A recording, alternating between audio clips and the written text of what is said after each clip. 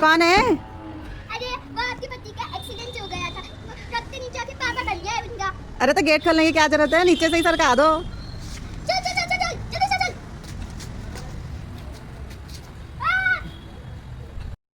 मम्मा मम्मा बहुत भूख लगी है, जल्दी से खाना दे दो।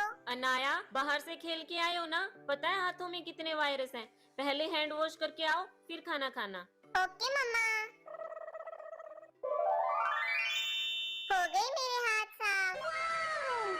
अरे सुनो, हाँ इस फोन में वायरस आया हुआ है, शायद ये अच्छे से काम ही नहीं कर रहा। ठीक है, श्याम को दिखा लाऊंगा। ठीक है, वहाँ चेयर पे रख रही हूँ मैं।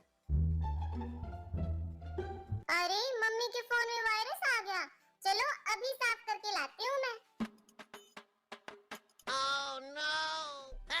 अनाया, हाँ मम्मा। ये क्या कर रही है? मम्मा इसने